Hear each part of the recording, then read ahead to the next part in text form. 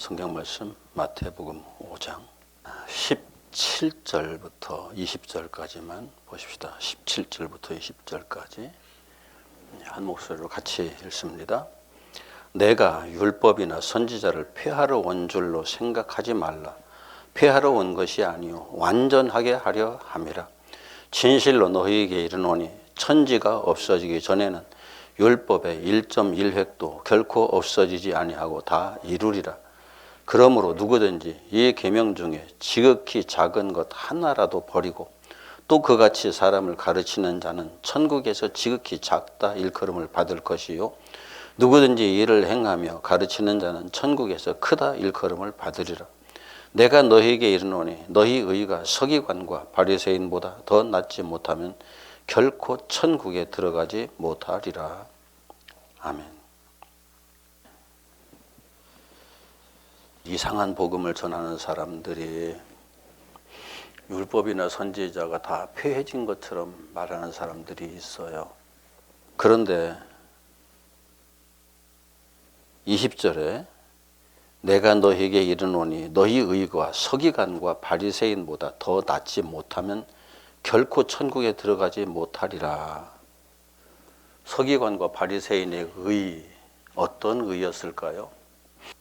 바울이 예수님을 만나기 전에 자기 자신의 모습을 이렇게 고백을 하죠. 나는 율법으로는 1.1획이라도 흠을 잡을 만한 구석이 없는 사람이었다. 완벽한 의인이었다. 율법적인 차원에서는 그렇다는 얘기거든요. 그런데 그 서기관과 바리새인보다 더 낫지 못하면 바울이 예수님을 만나기 전에 완벽한 율법적 의인으로서의 그 모습보다 더 낫지 못하면 결단코 천국에 들어가지 못한다. 이 말씀을 사람들이 너무 가볍게 듣는 것 같아요. 예수님께서 친히 하신 말씀이거든요. 복음의 사역을 시작하시면서 곧바로 당신이 이 땅에 무엇 때문에 오셨느냐, 율법을 완전하게 하려 왔다고 말씀을 하시면서 하신 내용이거든요. 그런데 우리는 이게 이상한 복음주의자들의 영향을 받아서 대부분의 사람들이 율법을 제대로 지키지 않아도 천국 가는 데는 지장 없어라는 생각에, 그런 이상한 생각에 사로잡혀 있어요, 다들.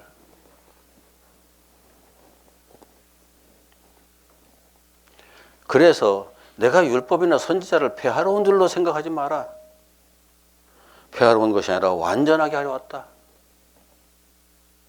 말씀하시잖아요.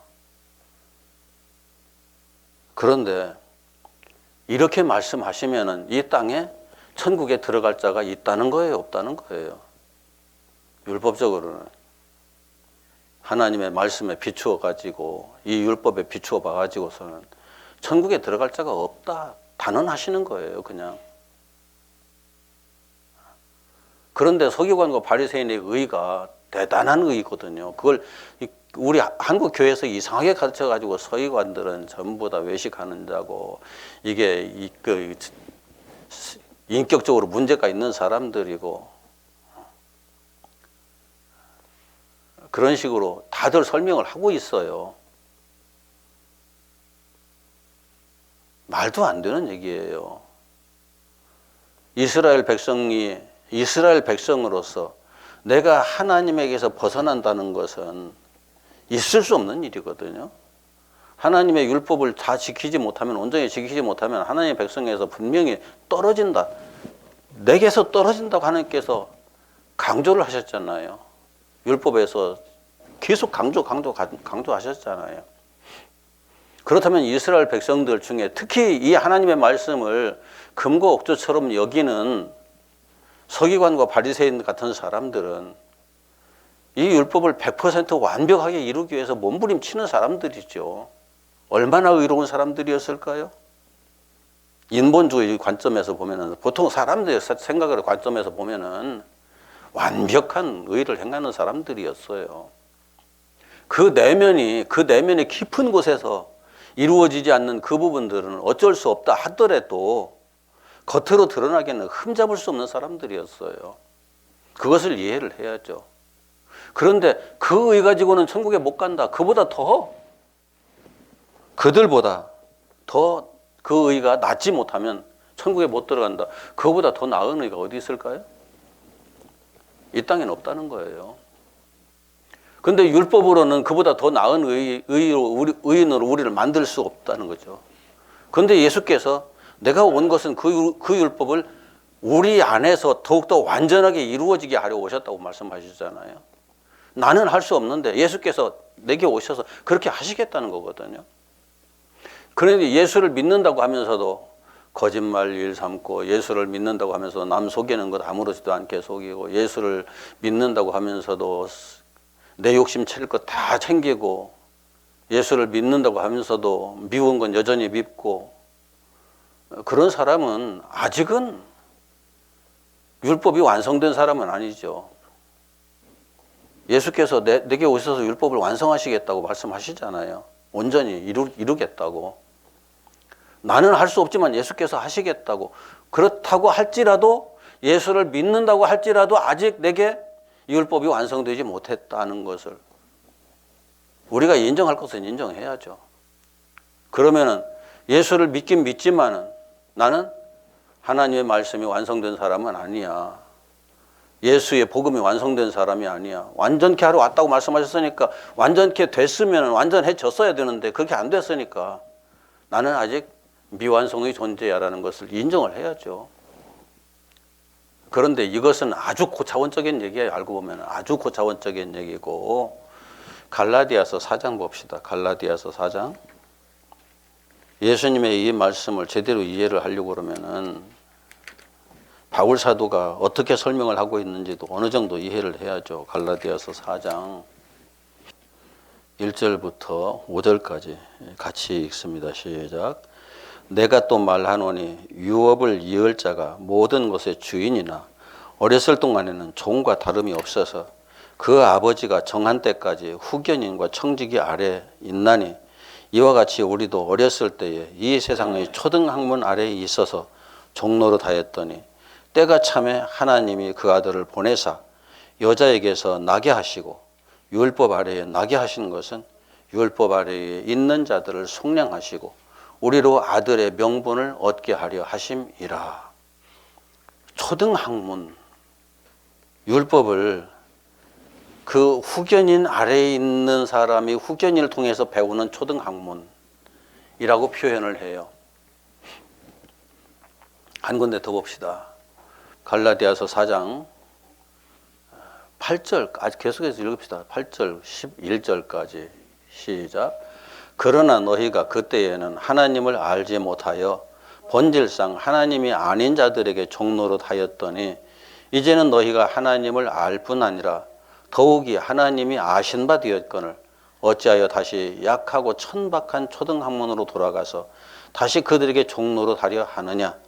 너희가 날과 달과 절기와 해를 삼가 지키니 내가 너희를 위하여 수고한 것이 헛될까 두려워하노라. 초등학문을 지키는 것에 대한 걸 구체적으로 이렇게 언급하고 있어요. 너희가 날과 달과 절기와 해를 지키고 있다. 날을 지킨다는 건 뭐라고 그랬죠? 안식일 지킨다. 달을 지킨다는 것은 월삭을 지킨다. 그리고 해를 지킨다는 것은 안식년을 지킨다. 절기를 지킨다는 것은 성경에 기록해 놓은 6월절부터 시작해서 초막절 뭐 등등 해가지고 이 절기들을 지킨다는 걸 얘기하는 거죠. 갈라디아 교회에서 그걸 열심히 지키는 것을 지금 바울은 꾸짖는 거예요. 내가 너희들에게 전한 이 복음, 너희들에게 그 복음을 전하기 위해서 수고한 모든 것이 헛될까 두려워하노라. 이게 율법에서 안식일 지키라고 그랬잖아요. 월삭 지키라고 그랬잖아요. 절기들 지키라고 그랬잖아요. 안식년 지키라고 그랬잖아요. 지키라고 했으니까 지키는 건데, 바울이 그걸 가지고 갈라디아 교회 지금 꾸짖는 거예요. 왜 그걸 지키고 있느냐고. 지금 대구 교회에서 몇 해 전부터 월삭을 지킨다고 난리들 부리더라고요. 월삭 예전에 없었어요. 그런데 그걸 찾아 지키더라고요. 철저하게 다시 율법으로 되돌아가는 거죠. 그런데 왜 이걸 우리가 무시해야 되느냐? 무시하는 그 순간에 우리가 하나님의 말씀에서 벗어나는 이상한 상황도 발생을 해요. 어떻게 되느냐면은, 자, 안식일을 지킨다는 것. 안식일을 법에서 정해놓은 것. 난 법대로 안식일을 지킨다. 그러면은 안식일 찾아서 꼬박꼬박 지키면 되겠죠. 원래 안식일은 토요일이에요. 주일이 아니에요. 그런데 우리는 주일 지키잖아요. 이건 율법에서 벗어난 거예요. 율법대로 하려면 안식일 지켜야 돼요. 토요일 안식일 지켜야 돼요. 토요일 저녁 잠들기 전부터 아무것도 하면 안 돼요. 그런데 토요일 잠들기 전부터 아무것도 하면 안 된다. 하나님께서 말씀하셨는데, 그런데 토요일 저녁부터 아무것도 안 하는데 마음이 편한가요? 그때부터 평안한가요? 아무런 걱정, 근심 없이, 마음 짜증나는 없이, 신경질 같은 것도 전혀 없이 그냥 행복하고 즐겁고 기쁘기만 한 하루를 24시간을 그대로 지낼 수 있을까요? 그럼 지킨 거예요? 못 지킨 거예요? 못 지킨 거예요. 안식일을 지켜라는 것은 실질적으로 안식일 날부터 그냥 아무것도 율법에 지킨 대로 그 문자대로만 지켜라, 그게 그런 의미가 아니잖아요. 왜 그런 것들을 그렇게 지키려고 하셨는지 본질적으로 들여다보면은 내 마음의 안식, 영적인 안식이 중요했던 거죠. 그런데 영적인 안식을 내가 지킬 수 있느냐? 내 스스로 지킬 수가 없는 거예요. 그렇기 때문에 그걸 완전히 지킬 수 있게 하는 것은 예수께서 내 안에 오셔서 나를 주장하시고 성령으로 나를 전적으로 이끌고 가시기 시작할 때 비로소 그렇게 지킬 수 있는 사람이 된다. 그런 말씀을 전제로 율법이 주어진 거거든요. 그러니까 율법을 우선 지켜봐야 알아요. 지켜봐야, 안식일을 철저하게 지키려고 지켜봐야, 아, 나는 영원히 안식을 지킬 수 없는 사람이구나 하는 걸 깨달아야 내가 죄인이라는 것을 알고 거기에서부터 진정한 복음 속으로 들어가는, 예수 그리스도 안으로 들어가는 사람이 되는 거죠. 안식일을 한 번도 지키려고 애써보지 않은 사람이 안식일 필요 없어라고 말하면 그 사람은 영원히 천국에 들어갈 수 없는 사람으로 거기서 멈추고 말아요. 왜요? 안식법이 완성될 수가 없으니까. 안식일도 못 지키는데 7년마다 한 번씩 안식년을 지켜라? 안식년은 1년을 지키는 거잖아요. 안식일은 하루 지키는 거고 안식년은 1년을 지키는 거예요. 1년을 안식하면서 산다? 가능해요? 우리가 바울 사도가 왜 이걸 초등학문이라고 했느냐면은 이 안식일을 지키기 위해서 애를 써봐야 비로소 안식일을 지켜라 한 하나님의 의도를 알기 때문에, 지키려고 해보지 않으면 하나님의 의도를 깨달아 알 수 있는 길이 열리지 않기 때문에, 그래서 초등학문이라고 말한 거예요. 제가 초등학교 때 수학을 포기를 했는데, 그때는 산수였었죠. 5학년 때 포기했어요. 왜 그런가 하면은 몸이 아파서 3개월 동안 학교를 못 갔거든요. 몸이 아파서 3개월 동안 학교를 못 갔더니만 다른 것은 다 따라갈 수 있겠는데 산수는 도저히 못 쫓아가겠더라고요. 기본이 차근차근 진행되는 것을 내가 배워야 그 다음 것들이 배워지는데 안 되는 거예요. 그래서 시장에서 더하기 빼기 나누기 곱하기 하는 것 정도는 하지만 그 이상의 수학을 내가 못해요, 솔직히. 초등학문이 그렇게 중요한 거예요. 초등학문을 제대로 익히지 못하면은 고등학문으로 나갈 수 있을까요? 요즘은 유치원부터, 유아원부터 교육이 시작되죠. 유치원, 초등학교, 중학교, 고등학교, 대학교. 이제 우리 이 인본주의 사회 그 교육 시스템은 그렇게 되어 있죠. 대학교 졸업했다고 다 배운 건가요? 아니잖아요. 더 배워서 이제 학사가 되고 박사가 되죠. 석사가 되고 박사가 되죠. 박사면 그럼 다 배운 걸까요? 아니요. 박사라면은 어느 한 분야에 문을 연 것 뿐이에요. 문을 열고 들어간 것 뿐이에요. 더 이상 아무것도 없어요. 그때부터 진짜 공부를 해야 돼요. 자기 혼자. 그런데 초등학문도 안 거치고 진리의 세계에 들어간다? 율법은 진리의 초등학문이라니까요. 초등학문 안 거치고 진리의 세계에 들어간다는 것 자체가 말이 안 되는 거죠. 자, 우리가 성경을 읽기 위해서는 세상 교육을 받아야 될까요? 받지 않아도 될까요? 성경을 읽기 위해서는 기본적인 교육을 받아야 성경을 읽어낼 수 있어요. 그렇지 않으면 못 읽어요. 난 놓고 기억자도 모르는데 어떻게 성경을 읽어요? 안 되죠. 그런데 이제 난 놓고 기억자는 배웠어요. 글씨를 읽었어요. 글씨를 읽어보니까 글씨대로 쭉 따라서 읽으면 아 그렇게 하라고 그러네? 난 그렇게 해야지. 다시 말해서 안식일을 지키라고 했네? 난 안식일 지켜야지. 안식일 지킬 거야. 거기에 딱 멈춰버리면은 그 사람이 내가 안식일을 지킬 수 없는 사람이라는 그 자신의 한계성을 깨달아 알 수 있을까요? 때에 따라서 못 지키지만은 그러면 주여 제가 또 못 지켰습니다. 다시 하겠습니다. 열심히 그것만 반복하겠죠. 못 지켰으면 왜 못 지켰는지를 알아야죠. 생각해야죠. 자기 자신의 한계성을 그것을 통해서 아 하나님께서 나 자신의 한계성을 보라고 이 율법을 주셨구나 하는 것을 깨달아야죠. 이걸 깨닫지 못하면 그 사람 율법 조문으로만 이해하고 그 율법을 주신 하나님의 의도를 전혀 생각지 않는 거예요. 마치 청개구리가 어머니가 하라는 말을 전부 다 반대로만 하다가서 죽기 전에 유언을 남길 때 죽기 전에 아들에게 신신당부해가면서 강에다 묻었다고 하니까 아들이 그때야 내가 평소에 하도 말을 안 들으니까 어머니께서 그렇게 말씀하셨는갑다. 이번엔 틀림없이 강가에다 묻어드려야지. 이런 상황이 발생한다니까요. 그래서 초등학문이라는 표현만 쓴 것이 아니라 몽학선생이라는 표현도 쓰거든요. 몽학선생이라는 말은 우리나라 이제 초등교사 여기 후견인과 청직이 같은 말인데 갈라디아서 4장 2절 그 아버지가 정한 때까지 후견인과 청직이 아래에 있나니 후견인과 청직이라는 것은 그 옛날에 로마 시대에 그 자기 아들을 교육할 때 그리스인들이 그 학문이 이게 인본주의 학문이 좀 깊으니까 그리스인들을 청빙해다가 또는 돈을 주고 사다가서는 자기 아들을 가르치게 하는 어린 아이들을 가르치게 하는 가장 기본적인 지식에 접근할 수 있도록 그렇게 해주는 일을 했던 사람들이 후견인, 청직이 그런 의미였었거든요. 몽학 선생 같은 말이에요. 그것을 익혀야 비로소 더 훌륭한 선생들을 모셔다가 가르칠 수 있거든요. 그렇지 않으면 못 가르쳐요. 그게 안 되면은 아버지는 포기해버리는 거죠. 저 녀석 공부 안 하는 녀석이 하면 포기해버리는 거죠. 어떤 목사님이 저한테 그러더라고요.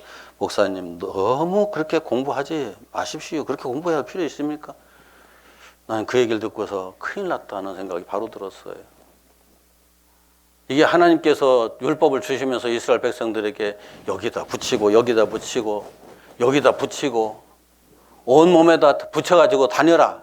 그것은 진짜 그렇게 여기다 붙이고 여기다 붙이고 그러라고 말씀하신 걸까요?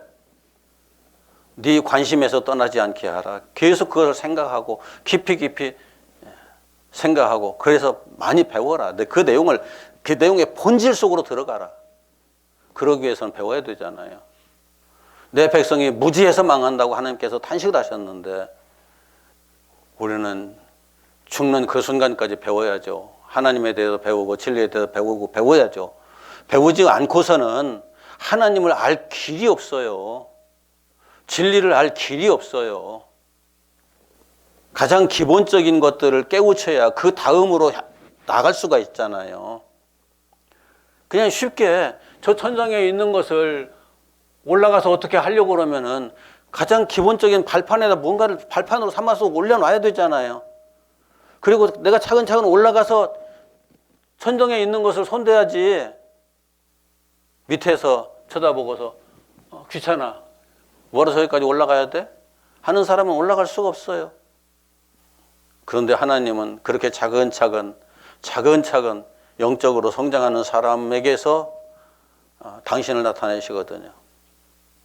기본 교육이 돼 있지 않으면은 절대 더 높은 차원의 세계로 들어갈 수가 없어요.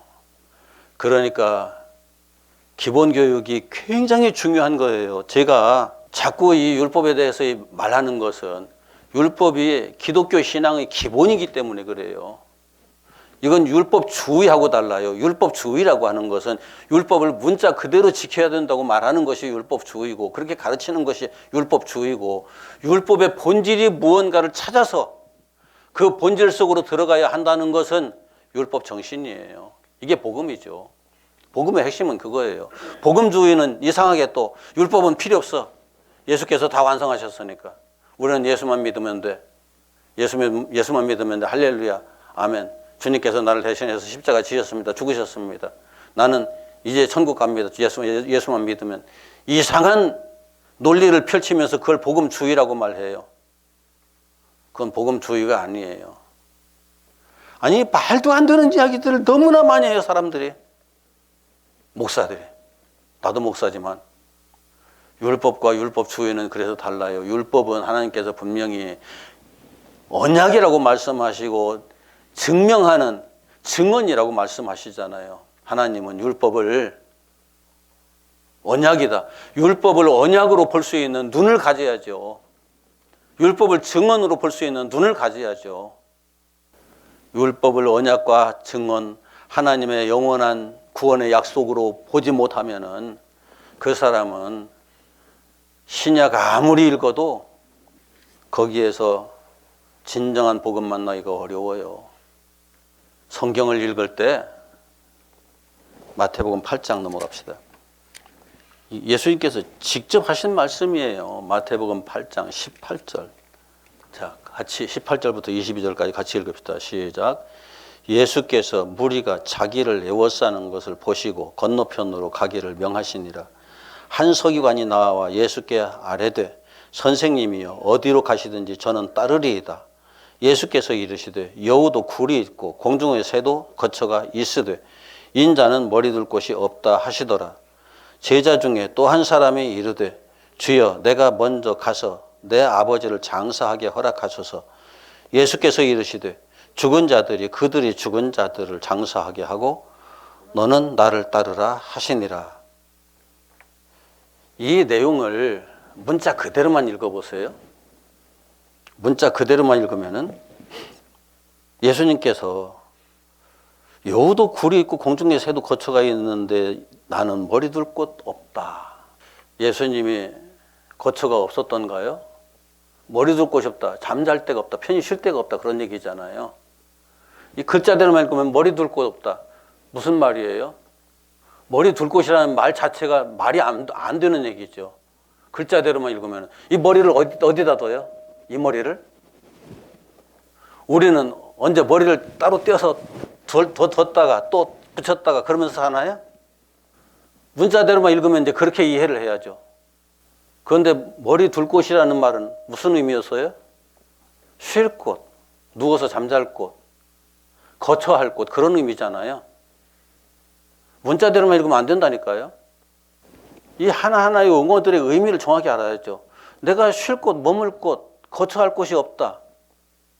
분명히 여우도 굴이 있고 공중의 새도 거처가 있다고 말씀하시는 것은 이미 그 거처에 대한 얘기를 하고 있는 거잖아요. 나는 그런 곳이 없다. 그런 얘기잖아요. 그런데 예수님이 진짜 거처가 없었던가요? 집이 없었던가요? 예수님이 가버나움에 자기 집이 있었어요. 이걸 모르니까 자꾸 이상한 소리를 하는 거예요. 그럼 이건 뭐예요? 예수님이 집이 있는데 거짓말 하신 거예요, 지금? 지금 세상에서 자기를 받아주는 사람이 없다. 그 얘기잖아요. 이 세상에서 예수님이 마음 편하게 누구와 앉아서 대화를 나누면서 그 사람과 서로 같이 깊이 교제할 수 있는 그러한 어떤 존재도, 그러니까 자기 자신을 맞아들여줄 만한 어떤 존재도 이 땅에 없다. 그런 얘기잖아요. 이런 문자적인 이해가 안 되면은 그 사람 성경을 아무리 100만 번 읽어도 아무런 의미 없어요. 머리 둘 곳이 없다고 안타까워하시는 예수님의 그 모습을 보면서 주님은 지금 내 안에 오셔서 정말 편하게 머무실 수 있을까? 우리는 그 생각을 해야죠.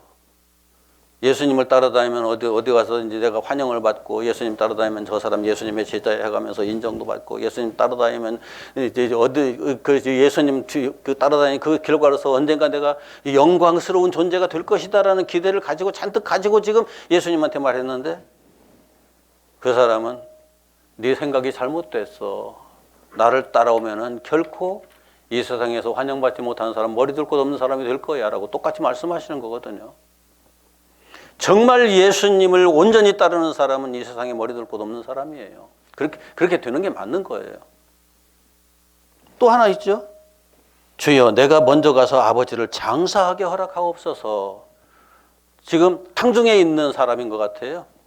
그런데 상중에 있는 사람이 예수님을 어떻게 만나가지고 예수님 말씀을 듣다 보니까, 내가 예수님을 따라다녀야 되겠다. 그런데 저분을 따라다니기 위해서 아버지 장례 먼저 치러놓고 따라가야 되지 않겠느냐 해가지고 산상보훈 얘기를 쭉 듣고 말씀을 쭉 듣다 보니까 이게 모든 것들이 그 예수님이 바로 자기가 생각했던 메시아 그분 같으니까, 저분이라면 내가 맞아. 지금부터 전적으로 예수님을 따라다녀야 되겠다라고 생각을 했는데, 그러나 아버지부터 장사하고 따라가겠습니다 라고 말하니까 예수님께서 하시는 말씀이 기가 막히죠. 예수께서 이르시되 죽은 자들이 그들의 죽은 자들을 장사하게 하고 너는 나를 따르라 하시니라. 죽은 자들이 어떻게 장사를 해요? 죽은 자들은 무덤에 이미 다 들어가 있는데, 죽은 자들로 저들의 죽은 자들을 장사하고 그들의 죽은 자들을 장사하게 하고, 이게 무슨 얘기예요? 이게 문자적으로 해석이 되는 말이에요? 문자적으로 전혀 해석이 될 수가 없어요, 이 말 자체는. 그런데 예수님께서 여기 죽은 자들 말하는 것은 영이 죽은 자들이에요. 영이 죽은 자들, 하나님의 형상의 죽은 자들. 이 세상 모든 사람들은 하나님의 형상의 죽은 자들이죠. 그런데 지금 여기서 예수님께 내가 당신의 말씀을 듣고 보니까 당신을 따라가는 것이 맞습니다라고 하는 것은 바로 그 죽음에서 지금 깨어날 수 있는 준비가 돼 있는 사람이란 말이죠. 죽음의 상태에서. 그러니까 너는 지금 살 수 있는 준비가 돼 있으니까 얼른 다른 거 아무것도 생각하지 말고 나를 따라와라고 말씀하시는데, 그 얘기잖아요. 죽은 사람들, 어차피 죽은 사람들, 목숨이 끊어져가지고, 육체의 목숨이 끊어져가지고 땅에 장사하는 것, 영이 죽어있는 사람들끼리 처리해도 상관없어. 그건 중요한 게 아니야. 너는 지금 살아야 되니까 나를 따라와. 그렇게 말씀하신 거거든요. 그런데 이 문자만을 보는 사람들은 이해를 할 수가 없어요. 성경을 그렇게 보면은 하나님께서 말씀하신 의도에 접근하는 것 자체가 불가능하죠. 영원히 불가능하죠. 성경을 읽을 때, 특히 모세오경을 읽을 때 모세오경을 통해서 하나님의 마음을 읽어야죠. 모세오경을 통해서 하나님의 마음을 읽으면 어떻게 모세오경이 보이느냐면은, 모세오경이 나에게 하신 말씀을 넘어서서 나의 이야기로 보여요. 나의 이야기. 대부분의 사람들이 성경을 나에게 하신 말씀이라고 다 받아들이죠. 이해를 하죠. 열심히 그렇게 설명을 하죠. 나에게 하신 말씀, 우리들에게 하신 말씀이다. 맞는 말이긴 한데, 그런데 우리에게 하신 말씀을 넘어서서 예수님과 나의 이야기, 하나님과 나의 이야기, 하나님과 내가 함께 길을 걸어가면서 예수님과 함께 내가 역사를 살아내면서 그 역사를 지내는 내용들을 기록한 것이 모세오경이에요. 아담의 이야기도 나의 이야기고, 아브라함의 이야기도 나의 이야기고, 모세와 여호수아의 이야기도 나의 이야기고, 이스라엘 백성의 이야기도 나의 이야기예요. 그렇게 보여야 성경이 제대로 보이는 거예요. 계시록도 어떤 시대에 어떤 일들이 일어날 것이다, 천만에 다 헛소리. 나의 이야기예요. 나의 이야기로 보이지 않으면 그 사람은 그냥 성경을 구경하고 있는 사람이에요. 성경 속에서 살아가고 있는 사람이 아니라, 성경을 살아내는 사람이 아니라 성경의 구경꾼이에요. 참 우리 한국의 그 말이 재밌죠. 우리 어머니 아버지가 장날 되면 장 보러 간다고 하시더라고요. 장 보러 간다. 그 말을 문자 그대로만 이해를 하면 어떻게 하는 거예요? 아이 쇼핑하러 간다. 보기만 하고 오는 거잖아요. 그런데 장 보러 간다고 하신 분이 뭐 주섬주섬 잔뜩 들고 나가요? 그리고 또 그걸 장에서 팔았어요? 또 장에서 필요한 것들을 잔뜩 사가지고 한 짐 들고 오셔요. 그 본다는 말은 무슨 말이었을까요, 그럼?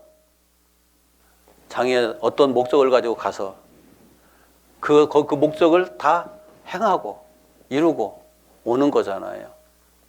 문자대로만 보는 것의 한계성을 우리는 우리의 생활 속에서도 얼마든지 예를 들어서 확인할 수 있는데 이상하게 성경만 보면은 문자주의에 빠져들어요. 우리나라에도 성경을 문자대로만 봐야 되고 문자대로만 적용하고 문자대로만 우리가 이해를 하고 그래야 된다고 열심히 가르치는 목사님들 참 많아요. 거기에 또 목사님들이 참 많이 모이죠. 와글와글. 그런 사람들이 어떻게 성도를 가르쳐요? 그렇게 성경을 본질적으로 들여다보게 하기 위해서 율법에 대한 이야기를 하면 저 사람 율법주의다는 말이 금방 또 나오거든요. 이게 신앙의 세계에서 초등교육부터 제대로 이루어지지 않아서 나타나는 현상들이에요. 다들 목사가 아니라 박사가 아니라 우박사라 해도 이 부분에서 넘어가지 못하면은 그 사람은 여전히 성경 모르는 사람이에요. 그래서 율법에 대한 이해가, 다시 말해서 초등학문에 대한 이해가 탄탄하지 못하면은 복음이 성립될 수가 없어요. 하나님의 진리가 그 안에 성립될 수가 없어요. 마태복음 7장 21절부터 24절까지 시작. 나더러 주여 주여 하는 자마다 다 천국에 들어갈 것이 아니요 다만 하늘에 계신 내 아버지의 뜻대로 행하는 자라야 들어가리라. 그날에 많은 사람이 나더러 이르되 주여 주여 우리가 주의 이름으로 선지자 노릇하며 주의 이름으로 귀신을 쫓아내며 주의 이름으로 많은 권능을 행하지 아니하였나이까 하리니 그때에 내가 그들에게 밝히 말하되 내가 너희를 도무지 알지 못하니 불법을 행하는 자들아 내게서 떠나가라 하리라. 주의 이름으로 귀신도 쫓아내고 주의 이름으로 많은 권능도 행하고 선지자 노릇했다는 것은 이 거짓말하는 거예요. 이 사람들이 예수님 앞에서 마지막 심판날에, 그날에 마지막 심판날에 거짓말하는 게 가능할까요? 심판주 앞에서 거짓말 못해요. 이게 속에 있는 것까지 다 드러나고 있는데 어떻게 거짓말해요? 참말하는 거예요. 주의 이름으로 선지자 노릇했습니다. 주의 이름으로 귀신도 쫓아냈습니다. 많은 표적 행했습니다. 이런 사람이 한두 사람이 이 세상에 예수의 이름 가지고 하나님의 이름 가지고 성부, 성자, 성령의 이름으로 지금도 성부, 성자, 성령의 이름으로 어떤 표적이 일어나면 막 미치죠. 그냥 와르르 전부 모여들어가지고 그것 가지고 어떤 권능, 권세 능력 행하면은 사람들이 막 전 세계에서 몰려들죠. 선지자 노릇 막 이 교훈과 그 책망과 이런 것들 막 성도들에게 강하게 어필해가면서 똑바로 살아야 된다고 막 외치죠. 그러면 사람들도 감동받고 모여들죠. 그런데 그 사람들에게 예수님께서 말씀하시는 건 아주 단호했어요. 뭐라고요? 내가 너희를 도무지 알지 못하니 불법을 행한 자들아 내게서 떠나가라. 그럼 이 불법이 뭘까요? 율법대로 되지 않았다는 거예요. 불법이라는 건 법대로 되지 않았다는 거잖아요. 율법대로 되지 않았다. 그럼 율법이 뭐예요? 율법은 내가 죄인입니다. 당신과 함께 죽어야 됩니다. 나 죽습니다. 예수님과 함께 못 박아버리고 죽어버리고 자기는 흔적도 없이 사라져버리고 예수로 다시 태어난 거듭난 사람, 그 사람이 불법이 아니라 법대로 된 사람이죠. 그래서 율법 속에서 흔적도 없이 사라지기 위해서 율법을 지키다 보면은 왜 그렇게 사라져야 하는지를 정확하게 우리들에게 알려주는 거예요. 왜 나를 부인하고 예수와 함께 나를 십자가에다 못 박아야 되는지를 그 원인을 근본적인 우리 자신의 본래의 모습을 정확하게 들여다볼 수 있게 해주는 것이 율법이에요. 그것을 이해를 못한다고 못하면서 율법을 얘기한다면 그 사람 율법을 아는 게 아니죠. 전혀 아니죠. 그런 논리 위에 신앙생활을 한다고 그러면은 그 신앙생활 자체가 공중누각이에요. 공중누각이라는 말이 안 된다는 얘기잖아요. 공중에다 어떻게 집을 져요? 그런데 땅에 기초만 부실해도 지진이 나면 집 무너지잖아요. 그런데 허공에다 집을 지어놓고 그것이 진짜 집이라고 착각을 하는 사람들이 신앙의 세계에 너무 많아요. 이게 예수님께서 마태복음 5장에서 정말 하시고 싶은 내용들을 쫙 이미 말씀을 다 하시고 계속해서 이제 뒤에 가서 거기에 따른 내용들을 이어가시는데 마태복음 5장 48절 같이 읽습니다. 시작. 그러므로 하늘에 계신 너희 아버지의 온전하심과 같이 너희도 온전하라. 이게 말이 되는 얘기예요? 이게 율법의 핵심이에요. 율법의 핵심. 하나님께서도 이스라엘 백성들에게 내가 온전하니 너희도 온전하라. 아브라함에게도 내가 온전하니 너도 온전하라. 그렇게 말씀하시거든요. 그럼 우리가 하나님과 같이 온전함에 이를 수 있을까요? 과연? 어떻게? 우리는 1000만 번 죽었다 깨어나도 할 수 없는 요구를 지금 하시는 거예요. 하늘에 계신 너희 아버지의 온전하심 같이 너희도 온전하라. 그런데 예수님이 그걸 내가 하겠다고 말씀하시잖아요. 내가 하겠다. 율법을 내가 이루려 왔다고 말씀하시잖아요. 아버지의 온전하심 같이 너희도 온전하라는 것이 율법인데 그 율법을 예수님께서 내가 그걸 완전케 하려 왔다고 말씀하시잖아요. 율법을 포기하면은 진리 안에 들어갈 수가 없어요. 율법을 예수께서 다 이루셨다는 말을 잘못 해석해가지고 율법은 우리에는 더 이상 상관없어 해버리면 그때부터 그 율법이 하나님의 말씀이잖아요. 그 말씀이 육신이 되어 오신 분이 예수님이잖아요. 그럼 누구를 포기하는 거예요? 율법을 내가 포기하면 예수를 포기하는 거잖아요. 이런 아주 간단한 논리도 이해를 못하는 사람들이 너무 많아요. 율법을 내 삶 속에 어떻게 해서든지 적용해가지고 그 율법을 통해서 나를 볼 줄 아는 눈을 가지는 것이 신앙생활의 출발점이에요. 이게 출발점이에요. 하나님의 말씀을 읽어가면서 그 말씀이 온전히 내게 이루어지기 위해서 몸부림치면서 거기에서 이 말씀이 나의 한계성을 드러내고 내가 죽은 자라는 것을 확인시켜 주는구나. 그게 출발점이에요.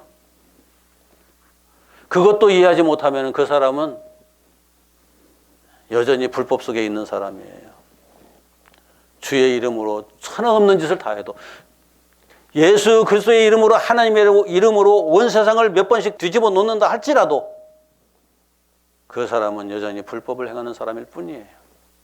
계시록을 제대로 읽으면은 성령만 능력을 행하는 것이 아니라 사탄도 똑같이 능력을 행하거든요. 성령만 권세를 행하는 것이 아니라 사탄도 똑같이 권세를 행하거든요. 그러니까 눈에 보이는 것 대단하게 저 대단한 거야. 이것에 전혀 신경 쓰지 마세요. 그래서 바울 사도가 이렇게 표현을 해요. 고린도전서 1장 17절 같이 읽습니다. 시작. 그리스도께서 나를 보내심은 세례를 베풀게 하려 하심이 아니요 오직 복음을 전하게 하려 하심이로되 말의 지혜로 하지 아니함은 그리스도의 십자가가 헛되지 않게 하려 함이라. 18절 십자가의 도가 멸망하는 자들에게는 미련한 것이요 구원을 받는 우리에게는 하나님의 능력이라. 십자가를 여기서 강조했습니다. 예수 그리스도가 그의 십자가 2장으로 넘어갑니다. 2장 1절 2절 같이 읽습니다. 시작. 3절 4절 5절까지 쭉 같이 읽습니다. 시작. 형제들아 내가 너에게 나아가 하나님의 증거를 전할 때에 말과 지혜의 아름다운 것으로 아니하였나니 내가 너희 중에서 예수 그리스도와 그의 십자가에 못 박히신 것 외에는 아무것도 알지 아니하기로 작정하였습니다. 내가 너희 가운데 거할 때에 약하고 두려워하고 심히 떨었노라. 내 말과 내 전도함의 설득력 있는 지혜의 말로 하지 아니하고 다만 성령의 나타나심과 능력으로 하여 너희 믿음이 사람의 지혜에 있지 아니하고 다만 하나님의 능력에 있게 하려 하였노라. 앞에서 예수 그리스도와 그의 십자가 이야기를 던져놓고 자기는 그것을 위해서 지금 일하고 있다 말해놓고 여기 2장에서 예수 그리스도와 그의 십자가에 못 박히신 것 외에는 아무것도 알지 아니하기로 작정했다. 그래서 내게서 혹시 다른 것이 나갈까 싶어가지고 심히 두렵고 떨었다. 진짜 복음을 전하는 사람들은 예수 그리스도와 그의 십자가 이외에 다른 말을 할 필요가 없어요, 솔직히. 그런데 이게 참 너무너무 어리석은 게 내 말과 전도하며 설득력 있는 지혜의 말로 하지 아니하고 다만 성령의 나타나심과 능력으로 와 그렇구나. 성령의 나타나심과 능력 이제 앞에서 말한 이제 선지자 노릇하고 이제 기적을 행하고 귀신들 쫓아내고 난 이런 능력으로 했다. 이렇게 말하는 사람들이 또 있어요. 성령의 나타나심과 능력이 뭘 말하는 걸까요? 성령의 나타나심과 능력이 그대로 적용되면은 예수 그리스도의 십자가 자기 철저하게 부인하고 예수 그리스도와 함께 자기 자신을 십자가에다 못 박고 거기서 부활하는 역사가 진행이 되거든요. 그 얘기예요. 성령께서 그러려고 우리에게 오셨지 이상한 무당 노릇하라고 우리에게 오신 건 아니거든요. 너무너무 하나님의 말씀을 읽어가면서 이게 아전인수격으로 다 해석을 해버리니까 말씀 하나하나에 대한 오해가 너무 많은 거죠. 율법을 포기하면 어느 누구도 온전함에 이를 수가 없어요. 율법은 원문으로 바꾸면 토라예요.